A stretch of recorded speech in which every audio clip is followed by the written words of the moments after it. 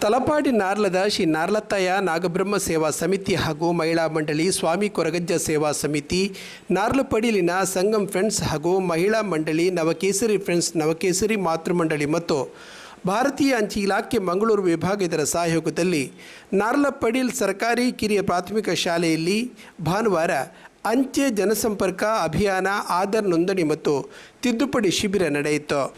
ಶಿಬಿರವನ್ನು ಸಂಸದ ಬ್ರಿಜೇಶ್ ಚೌಟ ಉದ್ಘಾಟಿಸಿದರು. ನಂತರ ಮಾತನಾಡಿದವರು, ಗರ್ಭಾವಸ್ಥೆಯ ಮಗುವಿನಿಂದ ಹಿಡಿದು ಮರಣ ಹೊಂದುವವರೆಗೆ ಅನೇಕ ಯೋಜನೆಗಳು ಸರ್ಕಾರದಿಂದ ಲಭಿಸುತ್ತಿವೆಯಾದರೂ ಜನರಿಗೆ ತಲುಪಿಸುವುದೇ ಸಮಸ್ಯೆಯಾಗಿದೆ. ಸರ್ಕಾರದ ಯೋಜನೆಗಳನ್ನು ಪಡೆಯಲು ಬೇಕಾದ ಮೂಲಭೂತ ದಾಖಲೆಗಳನ್ನು ಮಾಡಿಸುವಲ್ಲಿ ನಿರ್ಲಕ್ಷ್ಯ ವಹಿಸುವ ಪರಿಣಾಮವೇ ಯೋಜನೆಗಳು ಜನರ ಮನೆ ಬಾಗಿಲಿಗೆ ತಲುಪುತ್ತಿಲ್ಲವೆಂದರು.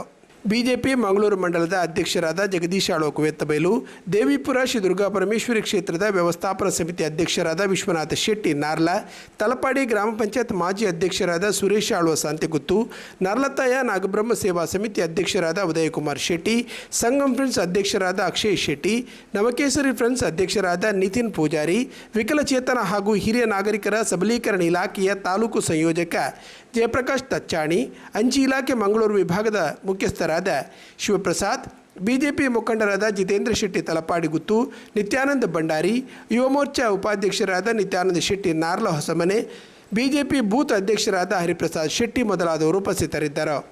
ನಾರ್ಲತ್ತಯ್ಯ ನಾಗಬ್ರಹ್ಮ ಸೇವಾ ಸಮಿತಿಯ ಕಾರ್ಯದರ್ಶಿ ಸಂತೋಷ್ ಕುಮಾರ್ ಶೆಟ್ಟಿ ನಾರ್ಲ ಸ್ವಾಗತಿಸಿದರು.